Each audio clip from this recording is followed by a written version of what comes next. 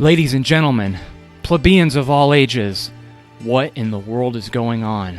Donald Trump becomes president of the United States of America, the Atlanta Falcons are going to the Super Bowl, and Tarryn the Traveling Trainer of the greater Atlanta area is interviewing Mr. Bob Backlund on GoTarryn TV for the very first time?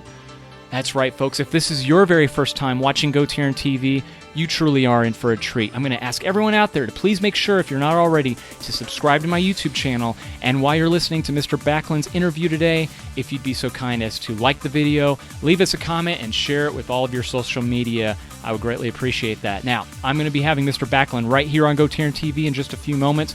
I'm going to ask him some fitness and health-related questions pertinent to this wellness blog. And we're also going to be talking to Mr. Backlund about his unbelievable, incredible professional wrestling career, all of his great stories, winning the championship 2 times, being a WWE Hall of Famer, and everything he's doing with Backlund Energy, his book, and everything else that he does to inspire all of us plebeians out there. So don't go away. We're going to be having him here shortly. And remember, with GoTarryn Personal Training, it's your time, it's your investment, it's your life. We'll be back with Mr. Bob Backlund.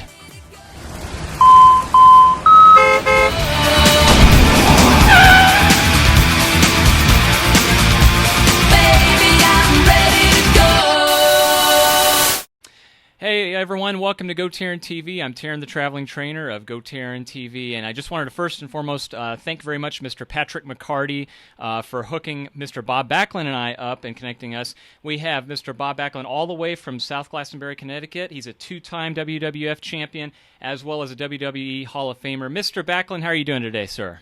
Having a great day. It's even better getting to talk to you. Oh, you're too kind. Well, thank you so much. Listen, Mr. Backlund, you are truly a legend and one of my biggest heroes growing up. I've told you this before we recorded. We had the opportunity to talk, and I had the chance to ask a little bit about you. I wanted to jump, into some things here before we talk about your amazing professional wrestling career and your list of accomplishments, Backlund Energy, what you're doing right now in WWE. Before we get into anything like that, first and foremost, I wanted to ask you to tell us about your childhood growing up, a little bit about yourself, and beginning with your family and what kind of upbringing you had, please. Well, I was my first 2 years of my life, I didn't move at all. Interesting. And I just laid in the crib. I didn't play with kids. I didn't do anything. And then when I was growing up, my family life was kind of rough because my dad was a poor drinker. Oh, wow. And I actually went out for sports so I wouldn't have to go home.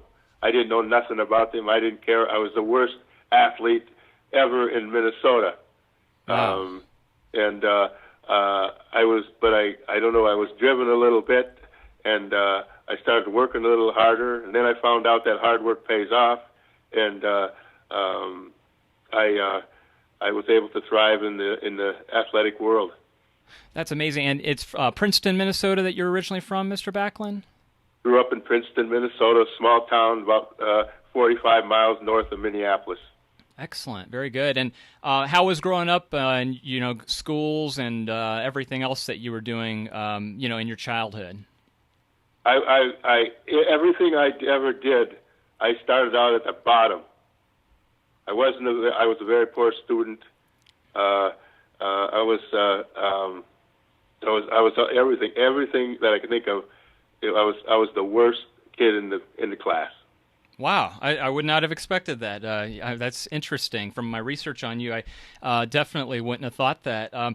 Going back to, you had mentioned just a few minutes ago about lying in a crib on your back for 2 years, because I've listened to you on other podcast shows, one of which being Wrestling Observer. You spoke with Dave Meltzer. I'm a big fan of that. And you'd gone into this, but if you could tell the folks if they haven't listened, because you have very good straight posture. You're always standing straight. And I think that had to correlate with, like you said, lying in a crib on your back pretty much. Isn't that correct? Yeah, when you're born, your bones aren't hard yet. Right.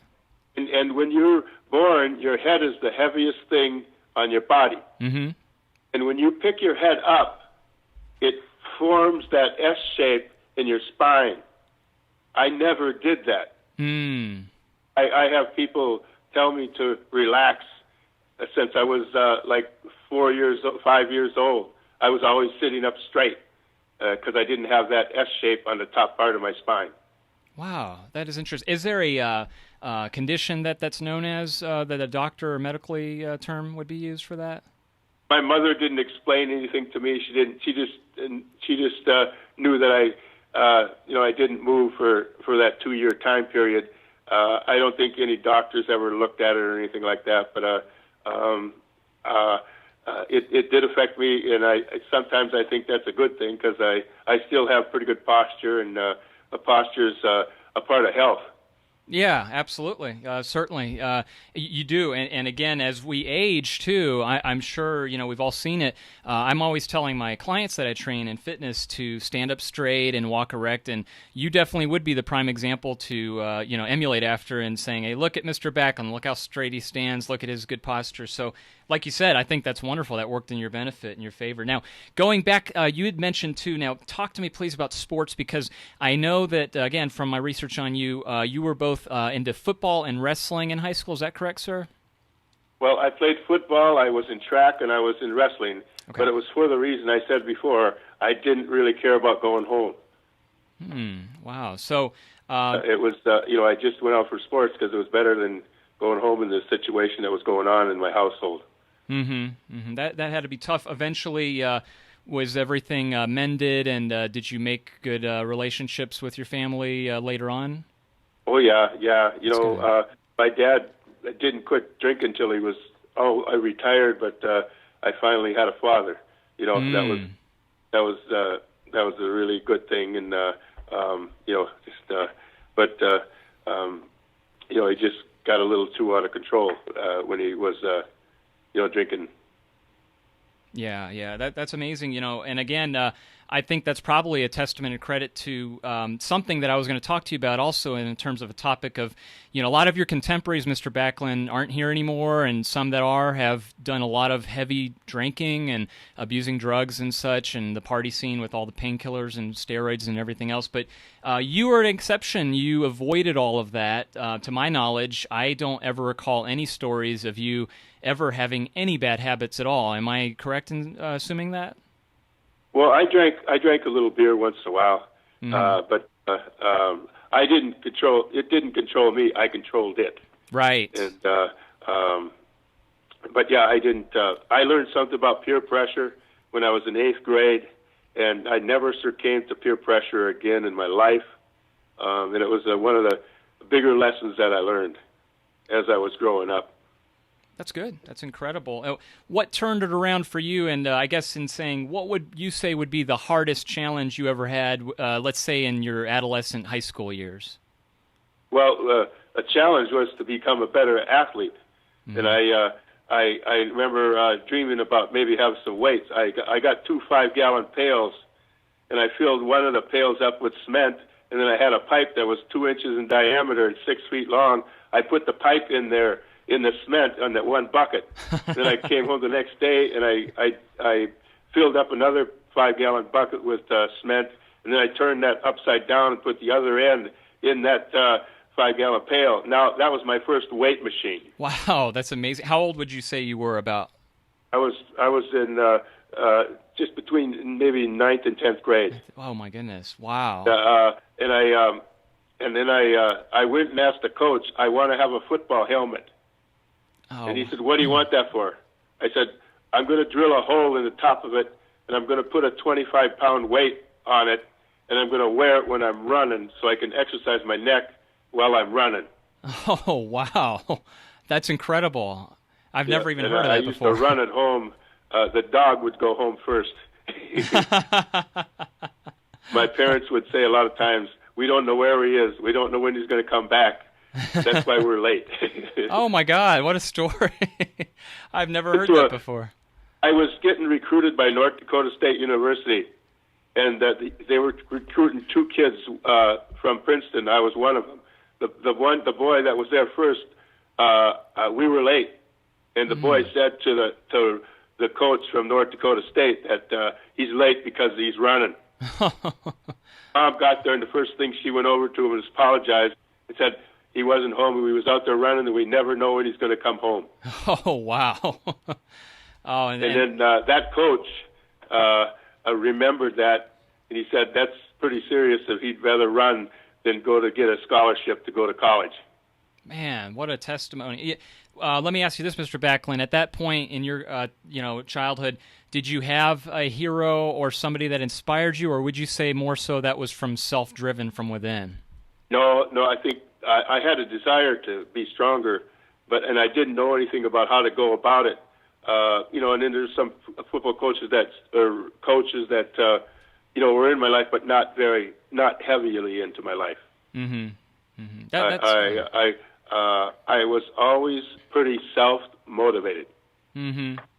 Mm-hmm. That's impressive. And what you just said, too, that you were recruited at North Dakota State University, I understand that fitness has always been very important to you, and that goes hand in hand with education. But did you receive a physical fitness education degree from North Dakota State?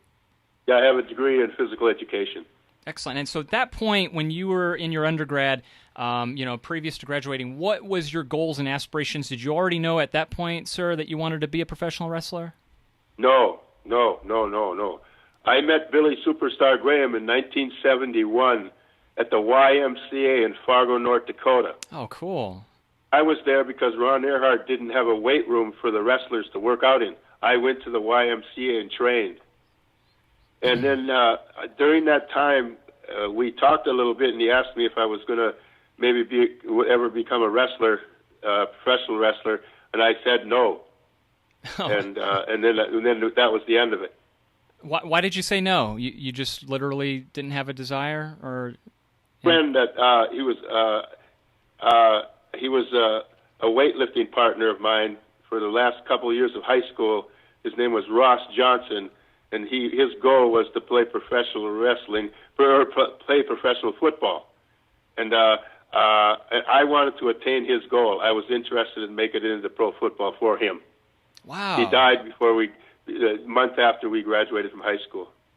Wow, that's amazing. Oh, gosh. I'm so So sorry. I went out. When I got done at North Dakota State, I went out to Illinois and was with a pro team, minor league pro team, and for the Bears. And I was there for a year, and I was driving home, and there had been guys that had been there for 10 years and never got any place. And I started thinking, I don't know if I should keep going doing that. And then on the way home, I was thinking, you know what? I'm going to try professional wrestling. That meeting, Superstar Billy Graham kind of popped into my mind, and I went down to Minneapolis and joined a workout place, a weightlifting place, the 7th Street Gym it was called, because other wrestlers were working out there, and then I found out there was a guy training wrestlers there. So I trained with a guy named Eddie Sharkey. Mm-hmm. That was in way back when. That's amazing. And how long were you training until you had your first official professional wrestling match? I trained for about maybe 5 months, okay. And then he thought I was ready. Wow, that's pretty fast. Yeah. And then, but I'm not I didn't walk off the street to come, and I knew about wrestling as far as college wrestling and high school wrestling, and I think it doesn't take as long to train somebody if they have that kind of experience. Very true. Because, again, I've said this before, the workout routine that you do is just phenomenal. And again, as a exercise physiologist guy myself, from what I've observed you've talked about doing, really good core basic exercises like your step-ups and, just all the other different kind of heavy lifting that you do, powerful workouts, and just working a lot of total body exercise. It's just, I'm very impressed with that. So I know that they saw that right away. And what would you say would be the hardest challenge you had in the first, let's say, year of training and your first year of professional wrestling? I always started out, like I said, slow, and I was very patient, and I always started out at the bottom in everything I did, mm-hmm. And it was always one day at a time, sir. Mm-hmm. Mm-hmm. I did not have long-term goals. I'm going to get through today, and then I'm going to worry about the next day. Very good. Every day built on itself. And every day things would get just a little bit better. And I think that's why I have such a positive mental attitude. I have fun every day of my life, no matter what I do. That's awesome. That's a great way to live, and you still live it that way as well. Now, jumping into the professional wrestling, this is my favorite part personally because, again, as I mentioned, I've always been a big, huge fan going back to the WWF, what it was called when you first entered. And you mentioned superstar Billy Graham, and so he was and again, I could list all of your championships and accomplishments, but we'd be here too long. It'd be a 2-hour video blog at least if we did that. But let's jump right into it, Mr. Backlund. Can you please tell us your memories of your very first WWF championship title reign, please? Well, here I am. It's 1978. I'm standing in the middle of the ring, and I'm looking across the ring, and I see a gentleman with a WWE belt around his waist, and that gentleman was superstar Billy Graham. Yes. That was the gentleman that I met in 1971 in a YMCA in Fargo, North Dakota. Take that WWE or WWF championship away from him. And in 71, he was trying to talk me into getting into business. In 78, he was trying to talk Vince out of putting the belt on me, Vince McMahon Sr. And when he got the belt from Bruno Sammartino, he was doing very well in attendance. And he thought that would make Vince change his mind and not keep his word with me.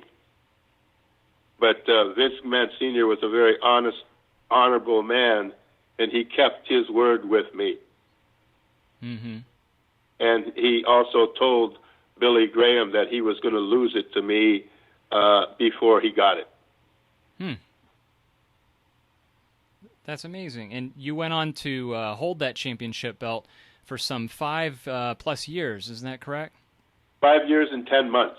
That's impressive.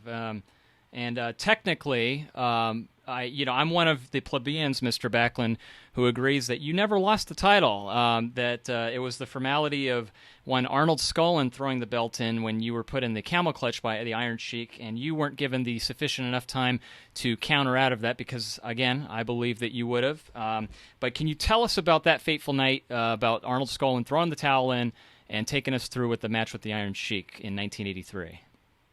Well, that was a weird time for the business.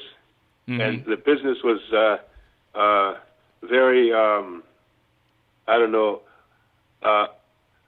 unstable. And it was very unpredictable what was going to be going on. Vince McMahon Sr. Was unhealthy, and there was a lot of changes. Vince Jr. took over, and when I was in the ring with the Iron Sheik, and he got the Cobra Clutch, Arnold threw the towel in, and that was a very tough moment. I watched that towel come in the ring. It like it was floating in the air, and I didn't think it was ever going to hit the mat. And I'll never forget that day. Yes, and again, I got to reiterate, I don't think in the history of WWF, WWE, that had ever happened before. And then since then, I think the only other time that would have happened, we'll get to that later, was how you recaptured the belt some 10+ years later. But before we get to that, can you talk us through, you just mentioned about the transition of Vince Sr. to Vince Jr., and can you tell us behind the scenes what was going on with you, sir, with leaving WWF and staying away from that company, and what you did outside WWF for the next 9+ years, please? Well, I stopped wrestling, and I really, I love the business. I still love the business. But Vince McMahon Sr. is the one that liked the All-American Boy. Yes, as I did. And the All-American Boy was sort of put to bed because I didn't fit it. That didn't fit into what was going on in the business. I sort of understand that now, but it wasn't a real fun time business-wise. Because it was such a big change, and the mindsets were completely different between Vince Sr. and Vince Jr. and he had his goals, and his goals were big, and he made his goals, and I'm sure he made the right decisions for his business. Mm-hmm. Mm-hmm. Certainly. Yeah. What brought you back? 1992 comes around the corner. I believe you're about 43 years old, and arguably in much better shape at that point. Again, you're in your prime now, but it just seems like you're ageless. You only get better with age. So here we are again, 1992. Bob Backlund coming back. You got a whole new generation, quote, of fans watching. And what are your memories coming back as a babyface and leading up to your eventual match with one Bret Hitman Hart for the championship in July of 1994? Well, I came back to be a good guy and mom, dad, apple pie, but the people had changed a lot from in the 80s to the 90s, and they didn't really want to hear about mom and dad and apple pie. So I went to Vince McMahon Sr. and told him that I want to be bad now. It was he your said, well, why do you want to be bad when you refused in 84 to be bad? I said, because the good guys are lying, cheating, and swearing. Let me be bad by being good. Wow. I didn't realize it was your decision there to do that. That's amazing. Yeah, well, and, I was being bad, but in my mind, I was being very good. I was talking about making people responsible for their own actions. And I was talking about you reciting all the presidents of the United States to me to procure my signature. And I thought those things were very important for society. And that people asked me if I went crazy during that time. I didn't go crazy. I was just very into what I was doing as far as people are concerned. No question about it, which, in my opinion, if you could make people believe that you were, quote, going crazy at that particular moment, then you were exceedingly very good at your job, sir. I got to say, that was my absolute favorite as a fan time period growing up, because at that point I was a teenager. I was watching, and I saw the brilliant heel turn come. For those of you who've seen it on that Superstars of Wrestling edition, it was a championship title match between you and the Hitman. Very scientific match. You had Bret down 1, 2, and I believe 3. I thought you had pinned him. There was some confusion there. I thought that the referee's hand came down 3, as did you. You were celebrating, and then Bret comes up, and he comes up behind you with a Pearl Harbor with a small package, and the referee counts 3. I didn't understand that myself, and I was kind of confused. I know that the stare down happened at the end. Bret stuck his hand out, and you slapped him across the face very hard and put him in the dreaded cross-face chicken wing. You've got that down pretty good, sir. That's from memory. That's from what I recall some 20-plus years ago. So can you tell us, what do you remember about that point, bringing him down to the ground in the cross-face chicken wing, and then moments after that you had looked at your hands very shockingly? Let's go to the moment that I looked at those hands, because I was looking at those hands, and I didn't think those hands would ever turn into a bad guy. That's right.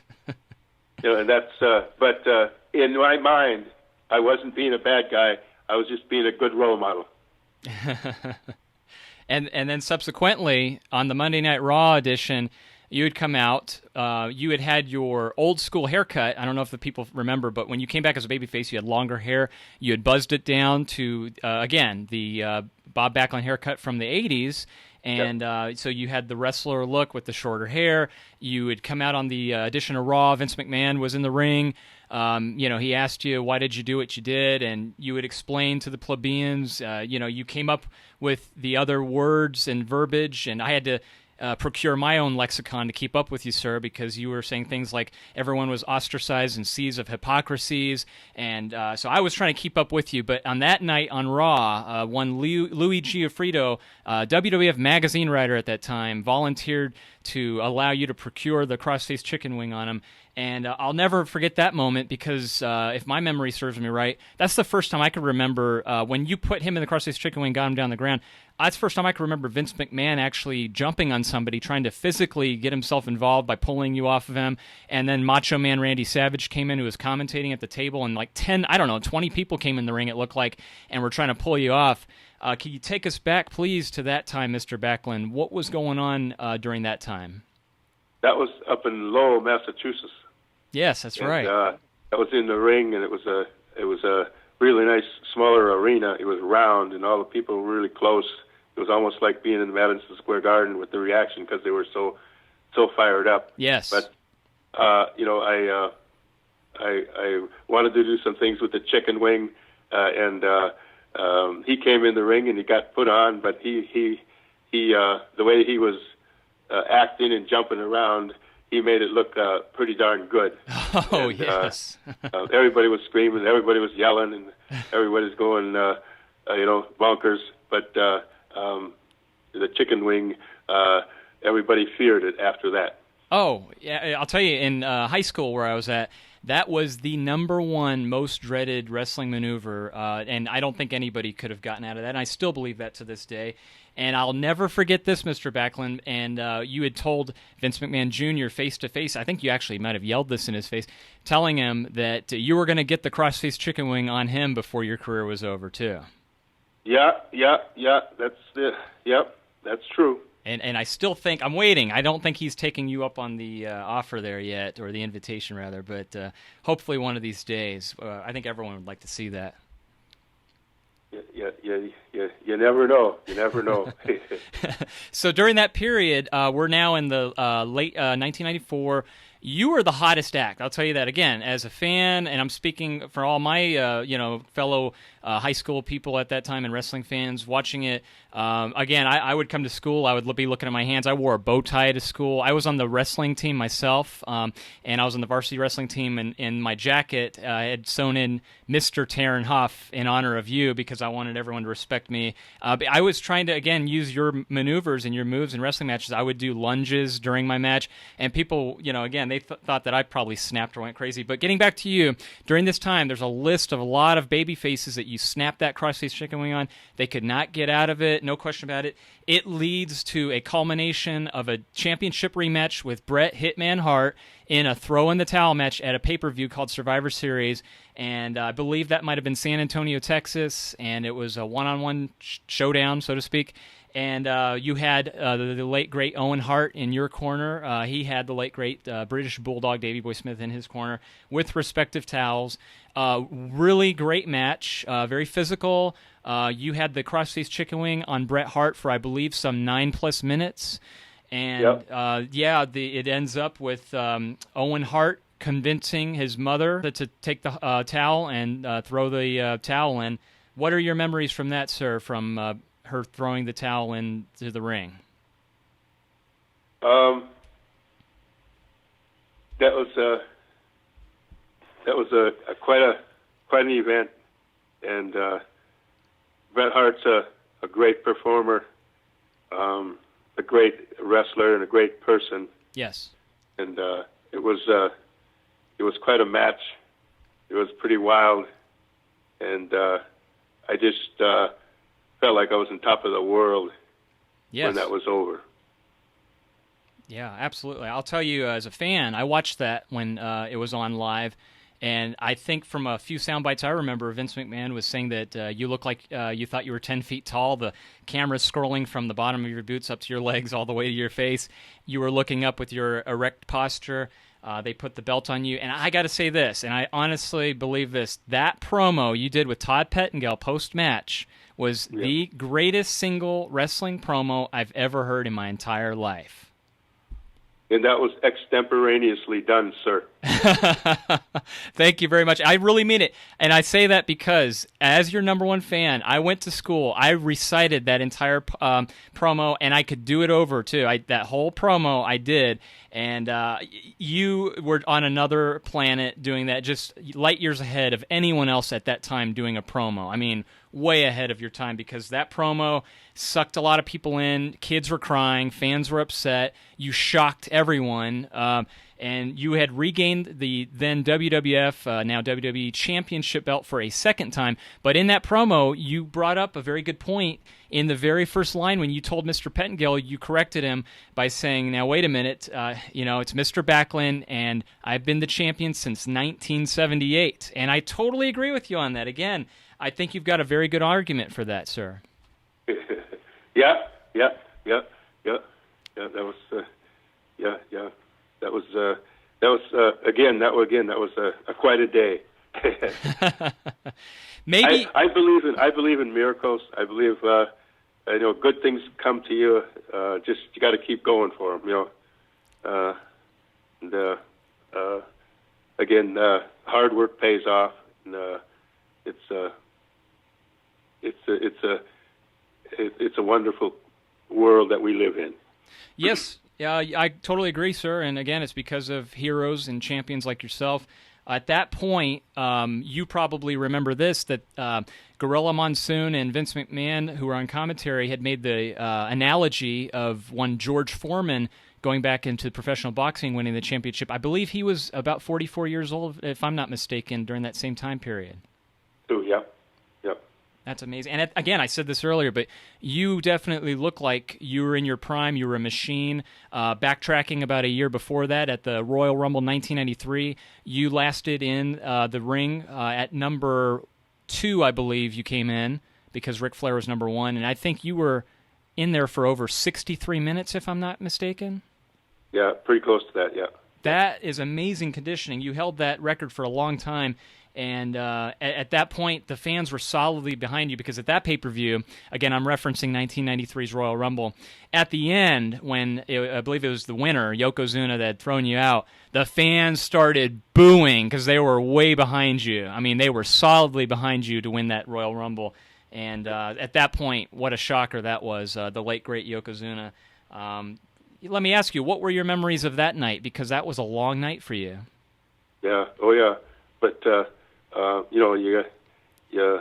you never know what's going to happen. He's a big son of a gun, and I just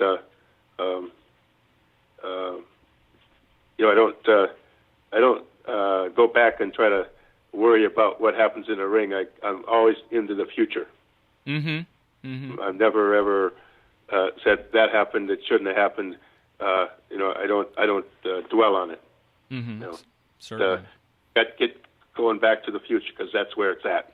Yes, sir. And let's fast forward a little bit. So, Survivor Series '94. Some 3 days later, Madison Square Garden. It's you one-on-one defending the championship against one Kevin Nash, then known as Big Diesel, Big Daddy Cool, in the WWF Championship title match. What are your memories from that evening, sir? Well, that was when Macho Man Randy Savage left the business, left the WWF, or he, and it was sort of a chaos thing, and they thought, it would help Diesel. They wanted Diesel to replace him, and that's why they did that. But I was sort of disappointed, because I wanted to give it back to Bret Hart. Yeah, definitely. We talked about this off camera, before, but as I mentioned too, I was looking forward to the championship defense, at least stretched out for a year. I was thinking you could have some really phenomenal rematches with Bret Hart. I thought that they could have put some really good, solid baby faces at that time against you. And then, like you said, maybe have a rematch at a climax, maybe the next, WrestleMania or what have you. It could be a really big championship match with you and Bret Hart.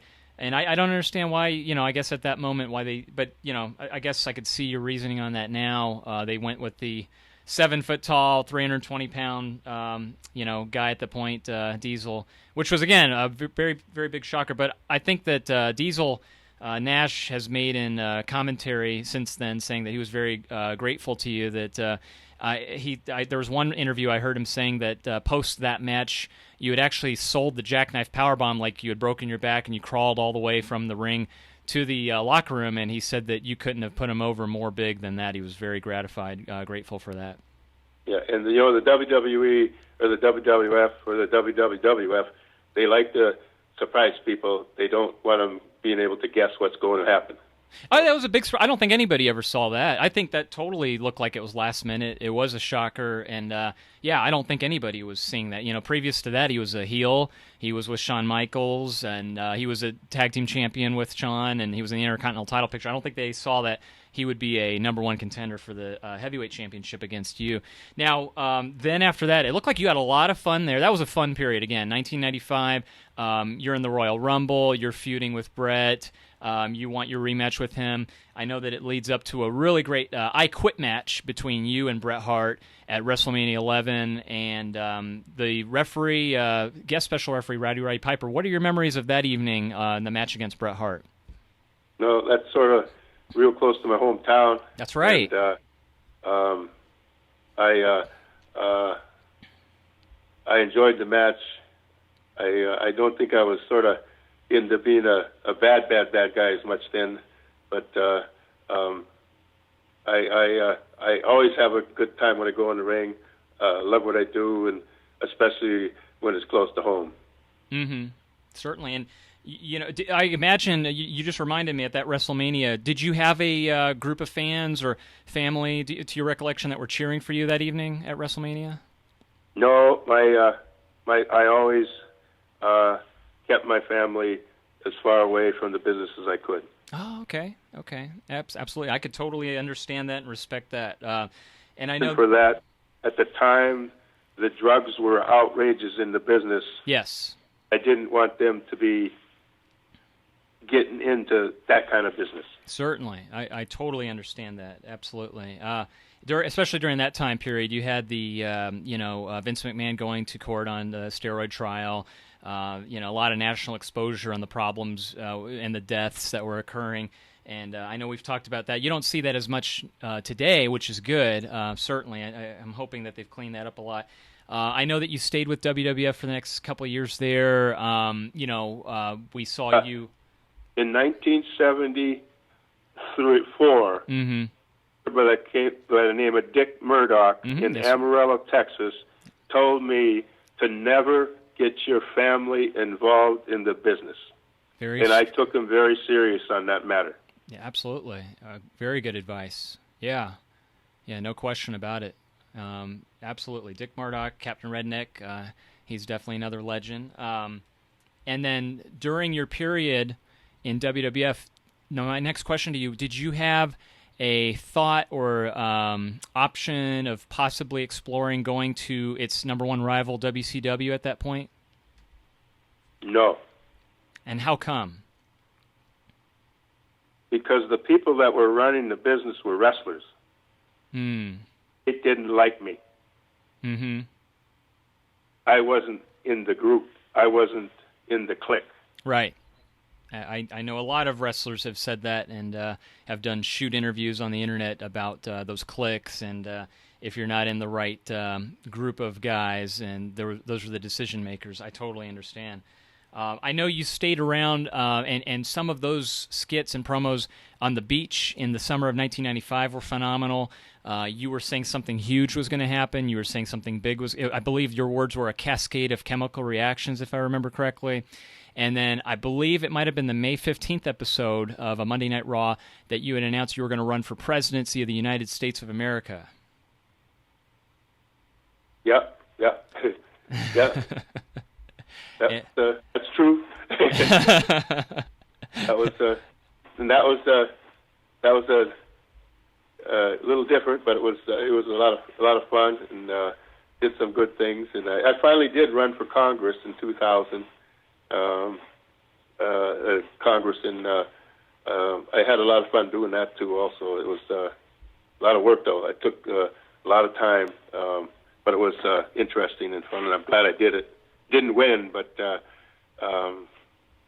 had a great experience. Let me ask you your on your own personal viewpoint on that. Is it harder politics-wise in professional wrestling, or the politics of running for Congress harder? The businesses are pretty much are a lot the same. Mm-hmm. There's politics in wrestling. The business part of it is pretty much on the same page. Mm-hmm. Mm-hmm.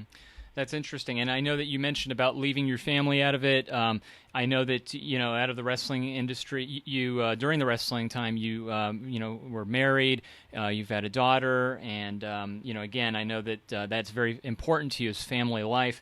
But it seems like since then you've stayed very relevant, always in the wrestling scene. You've done, the times where you've done guest appearances in the Royal Rumbles and on Monday Night Raws and other pay-per-views and such, and still currently with it right now, of course, as advocate for Darren Young. Let me ask you about this, Mr. Backlund, because there's some significant events that happen since that last point we were just talking about in the late 90s up to the, let's say, early 2000s. One of the biggest things, and let's go back to your friend, your contemporary, Hitman Bret Hart, in the Survivor Series in 1997, a.k.a. the Montreal Screwjob. I've had a question for you on that. What were your thought processes on what happened and how you related to it, and what your opinion on what went down at the Montreal Screwjob? I have very little to do with that. I don't watch television when I'm away from the business. I've been a bail bondsman. I had a drywall business. I had an oil business. I had my own things to do, so I was completely away from the wrestling business when I wasn't involved with it personally. Oh, okay. So when something's on tape, it's organized. Okay. No, that's interesting. Filmed. It was part of the program. Yeah. I'm not sitting around, just thinking about wrestling when I'm at home. It hardly ever enters my mind. Oh, okay. Yeah, absolutely. No, I'm going on. I got other challenges in other businesses. Yeah, and you probably just don't have the time for it too to be watching it as well. Yeah. Well, I watch very little television. Absolutely. I could see that. Definitely. I'm out all the time. I'm doing stuff all the time. Mm-hmm. And I enjoy what I'm doing. Yeah. Certainly. Yeah, absolutely. And you're living it. You're definitely keeping busy. Let me ask you another question about another significant event. What about? What did you have an opinion on WCW, the number one competitor, closing in early 2001? Did you see that as a bad thing, maybe a good thing, or have an opinion on it one way or the other? To me, I was pretty far away from it, and it didn't make any difference to me if they did that or not. Oh, okay. Mm-hmm. I was into what I was doing, and everything was going good. I don't wish people bad things, but whatever happened, and I didn't lose any sleep about it. Okay. I assume you still have a lot of friends, though, that are in the wrestling business or that you've been in the wrestling business with that you keep up with? No, you're completely wrong there, sir. Oh, okay. I apologize. Okay. I probably had very few. Very, very few, because I wasn't one of them. I didn't give up. I didn't do the things they wanted me to do with them. Mm-hmm. I said no. Mm-hmm. But I am on a mission right now that's the most important thing that I ever did in my life. I'm on a mission with a book. I have a book about my life. I tell a story about my life, and I tell a story about me being the worst person, and anything that I ever did, I started out doing. Wow. In this book, I learned 6 principles from amateur wrestling in high school and junior high school. And I went out and tested those principles in 2 different colleges, and I left a mark in those 2 colleges that's still there. Wow. And then in 1973, I left to go out on the road in professional wrestling, and I conquered the world of professional wrestling because of the 6 principles that I learned. And I'm on a mission because I think this book can be very interesting for people to read and to inspire them to go out there and fight for success. Excellent. And let's go ahead and plug the title of the book, please, sir. It's called Backlund, From All-American Boy to Professional Wrestling's World Champion. Very good. That's excellent. Well, I will have to get a copy so I can see those 6 principles, and I'll be very impressed with that. Can I ask you about Backlund Energy, sir? Backlund Energy, that's a company that I own. It's an LLC. Mm-hmm. And then I have a website. It's bobbacklundnow.com. And there's a lot of things that people, if they wanted to, or if you wanted to study a little bit about the book, there's some things in that website about the book, and that's where people can order it from me. Perfect. Very good. And for the folks who are watching right now, we'll have that on the screen when we wrap up later on here. Let me ask you this, Mr. Backlund. Again, you're very self-driven. We know that you're very self-motivated, and you've got so many goals going on right now. You're in WWE. You're a Hall of Famer, a very recent Hall of Famer. We talked before recording that you're going to be attending this year's Hall of Fame. We talked a little bit about your correlations with the great Bruno Sammartino. But for you, sir, what did you find most rewarding in the professional wrestling business as a takeaway that you were so grateful for, looking back on it and thinking that how it's rewarded you so greatly? What was it that you found most rewarding about being one of the greatest of all time? Well, one of the best things that I think was going on when I was in the wrestling business is to be able to work with one of the greatest men that I ever knew in Vince McMahon Sr. He kept his word on everything. He showed a lot of respect, and he never let down on his word. And that meant a lot to me, and I think about him every day of my life, and I think he became almost like a father to me, because I didn't have a real good father until he stopped drinking. But Vince was a great person. Vince McMahon Sr. was a man that you would respect no matter what. Yeah, that's impressive. And what are some of your future, both short-term and long-term goals that you have for yourself here going, as you said, in the future? I'm going to spend the rest of my life trying to inspire people and trying to get them to be, excited every day of their life. Life is great. Life is fun, and I'm out there to try to do what Jack O'Lane used to do as far as health and fitness. He had a blender and a great ability to exercise and to swim. I have a book, and I'm very motivated to try to do the same things he did. Wonderful. And again, as I mentioned this to you, Mr. Backlund, me being a fitness and health guy, I see a huge correlation between you and my own father. You're both the same age. My father started exercising and working out when he had read the book Younger Next Year. I mentioned that before we recorded, and I know that you're aware of it. And you really do live that lifestyle. And, I'm impressed with your workout routines.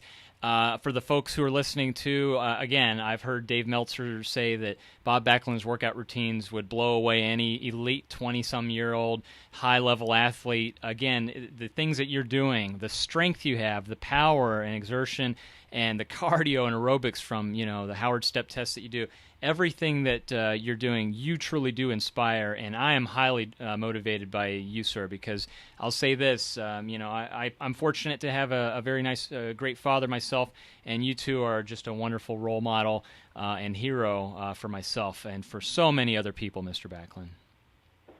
Well, I thank you very much for your time, and it's been a lot of fun.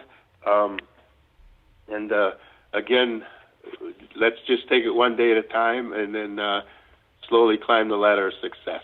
Yes, a great way to finish there, Mr. Backlund. I love it. Wonderful. Thank you again, sir. I really appreciate it. It's been truly an honor and a pleasure. Thank you for your time. Have a wonderful 2017. Keep inspiring others. And for the folks who are watching, please stay tuned as we fade to black. We're going to have all the information about Bob Backlund's website, his book, and Backlund Energy, and how you can find more about Mr. Bob Backlund. Mr. Backlund, thank you again, sir. Never capitulate.